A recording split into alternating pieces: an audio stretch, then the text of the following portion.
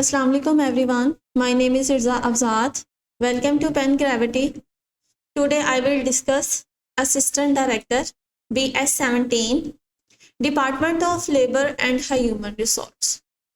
Punjab public service commission ने जो 2013 में पेपर कंडक्ट करवाया था उसमें जो मैथ का क्वेश्चन था वो हम डिस्कस करेंगे। उससे पहले इसी डिपार्टमेंट से रिलेटेड हमारे पास करंटली जॉब्स आई हुई थी जिसकी क्लोजिंग डेट हमारे पास 25 अगस्त थी। ये लेक्चर आपकी जॉब के लिए काफ़ी हेल्पफुल रहेगा और हम वन पेपर की तैयारी करवा रहे हैं। आप पेन ग्रेविटी के प्लेटफॉर्म पर जाकर अपने रजिस्ट्रेशन करवाएं और क्लासेस अटेंड कर सकते हैं। चले हम अपना मैथ का क्वेश्चन स्टार्ट करते हैं। तो हमारे पास जो फर्स्ट क्वेश्चन है वो फर्स्ट क्वेश्चन गिवन है, if 5 into 3x minus 7 is equal to 20, what is 3x minus 8? हमने 3x minus 8 को फाइंड करना है। तो हमारे पास ये गिवन है, तो हम इसको लिख लेते हैं कि हमारे पास 5 into 3x minus 7 is equal to 20। और इसको सॉल्व करते हैं, ये इधर मल्टीप्लाई हो रहा है, दूसरी साइड जाकर ये डिवाइड हो जाएगा, तो आएगा 3x minus 7 is equal to 20 divided by 5। Cutting करेंगे 4 आ गया। अब यहाँ पे आएगा 3x minus 7 is equal to 4। अब हमने फाइंड क्या करना है, 3x minus 8 को हमने क्या करना है, फाइंड करना है। इसको फाइंड करने के लिए अगर मैं -7 में से -1 को सब्सट्रैक्ट करवाऊं तो वो -8 बन जाएगा, तो मेरे पास वैल्यू आ जाएगी। किसी भी इक्वेशन में जब आप अपनी तरफ से कोई चीज ऐड करते हैं तो वो बोथ साइड करनी चाहिए, ठीक है, फिर ही आपका आंसर ठीक आएगा। तो अगर मैं अपनी तरफ से यहाँ पे -1 करूंगी तो मुझे 4 के साथ भी -1 करना पड़ेगा। अब यहाँ पर हम लोग कहते हैं 3x minus 7 minus 1, ये चीज जो है ये मैंने अपनी तरफ से की है, ठीक है। अब तो फिर बोथ साइड दूसरी साइड पे भी करनी होगी, इसलिए -1 मैंने दूसरी साइड पर भी लिख दिया। आप +1 भी करो, आप मल्टीप्लाई करो, आप डिवीजन करो किसी नंबर से, आपने बोथ साइड करनी है। नेक्स्ट हमारे पास आ जाता है 3x minus 7 minus 1, ठीक है। तो हमारे पास माइनस होता है प्लस, तो ये दोनों क्या हो जाएंगे, प्लस हो जाएंगे। माइनस माइनस प्लस करेंगे, 7 में 1 ऐड करेंगे तो 8 आ गया। अब 7 के साथ क्या, बड़ी वैल्यू के साथ कौन सा साइन है, नेगेटिव, इसलिए नेगेटिव आ गया, इज इक्वल टू 4 minus 1। 4 में से जब 1 को निकालेंगे तो वो मेरे पास क्या आएगा, 3। So the correct answer is 3, ठीक है। तो हमारे पास जो करेक्ट आंसर है वो 3 आ गया। हम अपने नेक्स्ट क्वेश्चन की तरफ जाते हैं, क्वेश्चन नंबर 2 की तरफ। क्वेश्चन नंबर 2 में हमारे पास है, इफ अगर मेरे पास x की वैल्यू 4 हो, इसमें आपको x की वैल्यू गिवन है, y की वैल्यू 2 हो, then x square minus y square क्या होगा, ठीक है। तो सिंपल सा क्वेश्चन है हमारे पास, x की जगह x की वैल्यू पुट कर दें, y की जगह y की वैल्यू पुट कर दें। 4 का स्क्वायर लेंगे, इट मींस 4 को 2 टाइम्स मल्टीप्लाई करें, सॉरी 4, ठीक है, 2 टाइम्स मल्टीप्लाई करें, 16 माइनस 2 को 2 टाइम्स मल्टीप्लाई करेंगे तो 4। अब यहाँ पर जो मेरे पास 16 में से जब आप 4 निकालेंगे तो मेरे पास आएगा 12। तो the correct option is D. तो ये जो डी ऑप्शन है वो आपके पास क्या आ गई है, करेक्ट ऑप्शन। नेक्स्ट हमारे पास है next question, question number 3। Question number 3 में the ratio of the circumference of a circle of its radius, ठीक है। इस क्वेश्चन को करने के लिए आपको पता होना चाहिए कि सर्कमफेरेंस क्या होता है, आपको पता होना चाहिए रेडियस क्या होता है, सर्कल का तो सभी को पता होगा। तो हमें ये सवाल को सॉल्व करने के लिए आपको सर्कल का पता होना चाहिए, सर्कमफेरेंस क्या होता है, रेडियस क्या होता है, ठीक है। तो आज हम ये सीखेंगे कि ये तीनों चीजें क्या होती हैं। सर्कल का तो सभी को पता है कि सर्कल क्या होता है। अब सर्कल के मिड में होता है एक सेंटर डॉट, ठीक है, ये इसका सेंटर है, ठीक है।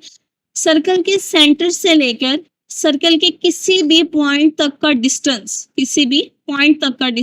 ठीक है, ये मेरे पास सर्कल है। सर्कल के मैंने किसी भी एज को टच कर दिया, चाहे तो ये वाले एज को टच कर दें, ये वाले एज को टच कर दें, ये वाले एज को टच कर दें, ठीक है, जैसी आपकी मर्जी। इसको जो हमारे सेंटर से लेकर सर्कल के सेंटर से लेकर सर्कल के किसी भी एज तक का जो डिस्टेंस होता है वो हमारे पास होता है रेडियस। इसको हम क्या कहते हैं, रेडियस कहते हैं। अब आ जाता है हमारे पास, हमें रेडियस का पता चल गया कि रेडियस क्या होता है। अब हमारे पास नेक्स्ट आ जाता है कि सरकमफेरेंस क्या होता है। सरकमफेरेंस हमारे पास क्या होता है।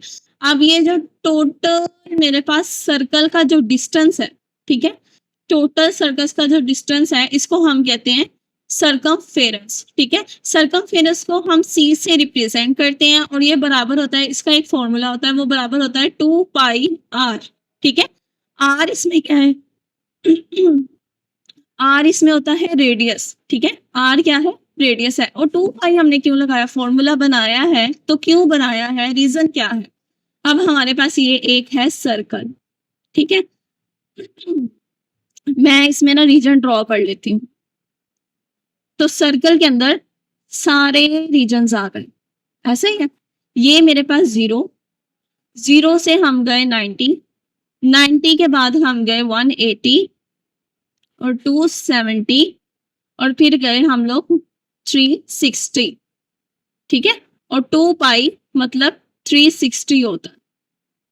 0 से आ गया पाई डिवाइडेड बाय 2, यहाँ पे आ गया पाई, यहाँ पे आ गया 270 बराबर होता है 3 पाई ओवर 2। और ये मेरे पास दोबारा जब इधर आएगा तो वो 2 पाई के बराबर होगा। ये जो क्वेश्चन है इसको समझना जो है ये थोड़ा डिफिकल्ट है, तो आपको इसको समझने के लिए मैं एक सेपरेट जो सा इसका लेक्चर बना दूंगी। लेकिन अभी यही समझिए कि सरकमफेरेंस जो है वो बराबर होता है हमारे पास 2 पाई आर के, ठीक है। ये हमारे पास फॉर्मूला है। तो अब हमने रेशो निकालनी है सरकमफेरेंस और सर्कल के रेडियस के दरमियान, ठीक है, रेडियस और सरकमफेरेंस के दरमियान। C over R is equal to 2 pi R divided by R. Ratio means division, ठीक है। आर को आर से कैंसिल किया तो मेरे पास इनके दरमियान जो रेशो थी वो क्या आ गई, 2 पाई आ गई। तो हमारे पास जो करेक्ट ऑप्शन है वो क्या है, 2 पाई। सो अब हम अपने नेक्स्ट क्वेश्चन की तरफ जाते हैं जो है हमारे पास क्वेश्चन नंबर 4।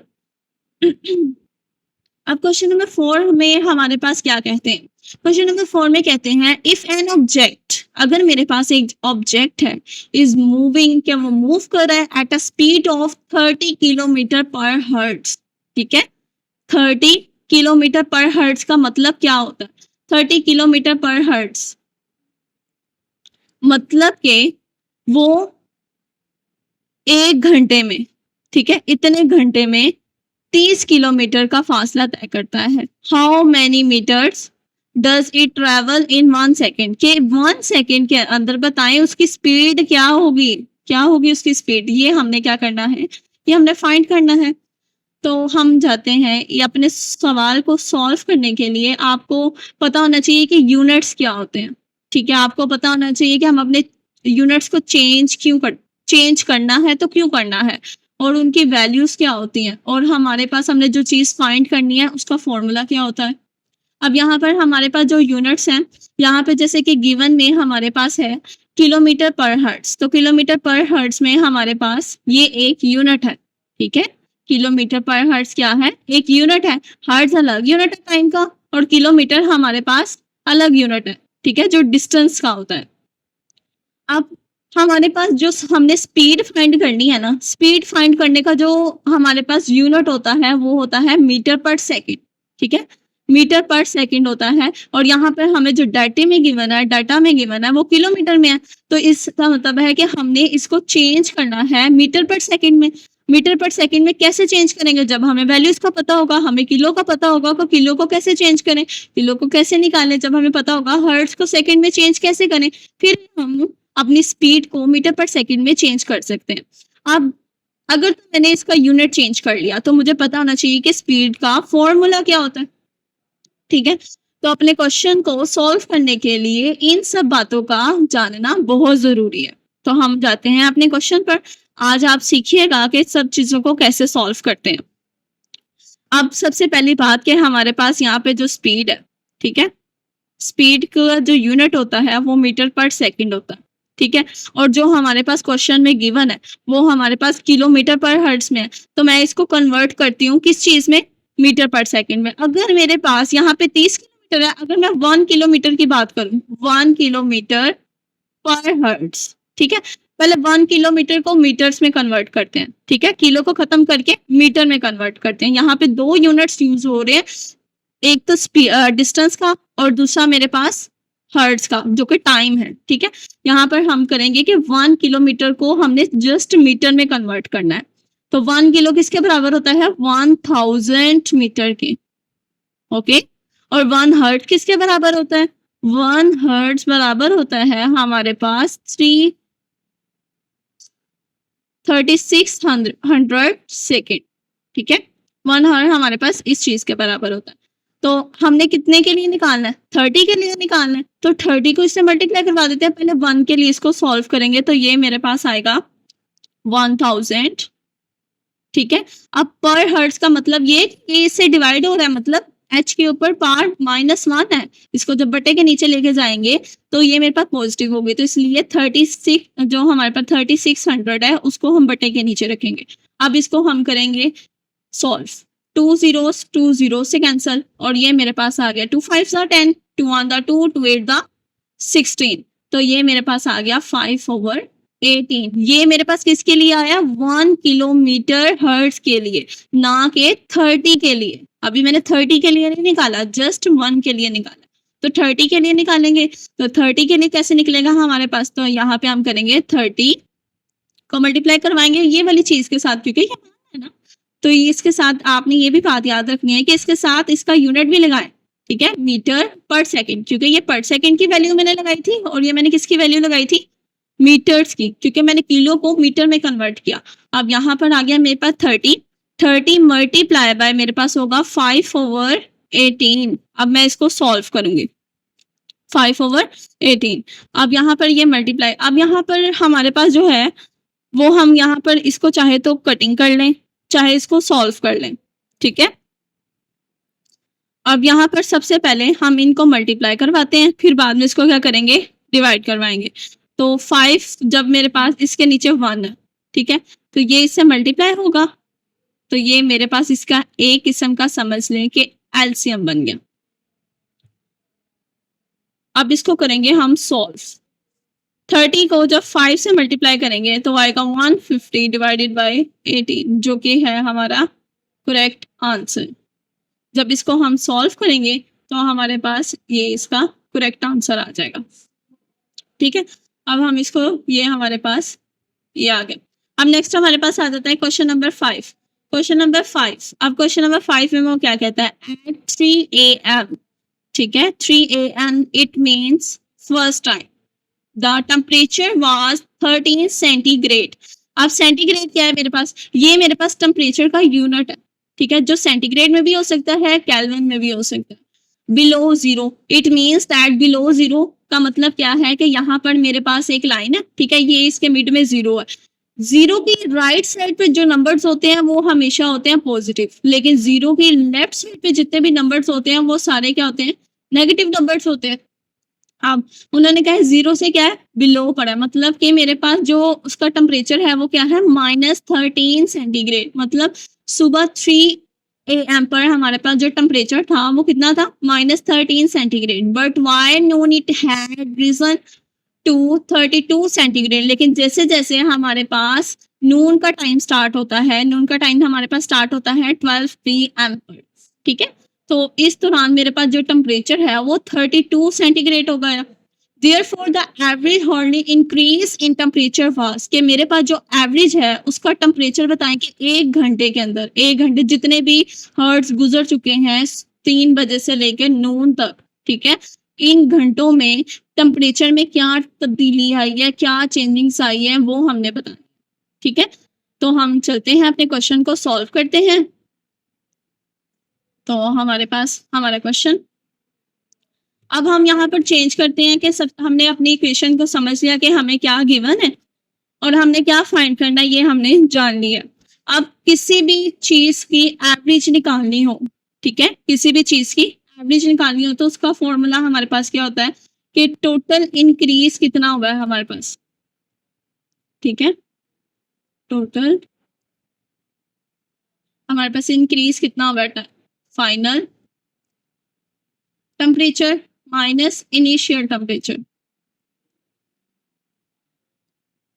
अब फाइनल टेम्परेचर हमारे पास क्या था 32 सेंटीग्रेड, हम यहाँ पे लिख लेते हैं 32 सेंटीग्रेड माइनस जो हमारे पास इनिशियल टेम्परेचर है वो है हमारे पास 13 सेंटीग्रेड। ओके, अब हम इनको क्या करेंगे सब्सट्रैक्ट करेंगे तो वो मेरे पास आ जाएगा 45 सेंटीग्रेड। यहाँ पर हमारे पास जो 13 है वो नेगेटिव में आना था, सॉरी मैंने वो नहीं लिखा, ठीक है, क्योंकि उन्होंने बिलो का कहा था, बिलो 0, इसलिए मैं माइनस, अब माइनस दोबारा लगा रही हूँ तो -13 और माइनस का साइन, जब इन्हें माइनस माइनस प्लस करेंगे तो मेरे पास, क्योंकि हमें पता है कि माइनस माइनस क्या होता है प्लस होता है, जब इन्हें प्लस करेंगे तो 45 सेंटीग्रेड आ गया। अब हमारे पास जो डिफरेंस आ रहा है, हमने टाइम बताना, टाइम है 3 AM से लेके नून तक का टाइम, ठीक है, तो कितने घंटे बनते हैं हमारे पास, तो हम देखते हैं 3 से लेकर नून तक के टाइम में, नून हमारे पास होगा 12 PM में, ठीक है, तो 3 से लेकर 12 बजे तक जो हमारे पास हर्ट्ज बनते हैं वो बनते हैं 9 हर्ट्ज बनते हैं, ठीक है। हम क्या करेंगे, हमारे पास जो टोटल टेम्परेचर है ना इसको इसके हर्ट्ज के साथ क्या कर देंगे डिवाइड कर देंगे, तो हमारे पास टोटल, हमारे पास क्या आ जाएगा टेम्परेचर आ जाएगा, टोटल आ जाएगा कि 1 घंटे के अंदर 1 हर्ट के अंदर हमारे पास कितना टेम्परेचर इंक्रीज हुआ कि 12 PM तक हमारे पास 32 बन गया, ठीक है। तो हमारे पास जो करेक्ट आंसर है वो 5 आ गया है, तो यहाँ पर हमारी जो करेक्ट ऑप्शन है वो 5 है। नेक्स्ट अपने क्वेश्चन पे चलते हैं। जो हमारा नेक्स्ट क्वेश्चन है कि अगर आपके पास इस तरह से डिवीजन हो तो बताएंगे किसके बराबर होगी। जब आपके पास डिनोमिनेटर में बड़ी वैल्यू है और डिनोमिनेटर में स्मॉल वैल्यू है तो उसको कैसे सॉल्व करते हैं, तो उसके लिए हम लोग लिखते हैं, हमारे पास जो डिनोमिनेटर होता है वो हमेशा हम लोग बाहर लिखते हैं, ठीक है, और जो नोमिनेटर होता है उसको अंदर।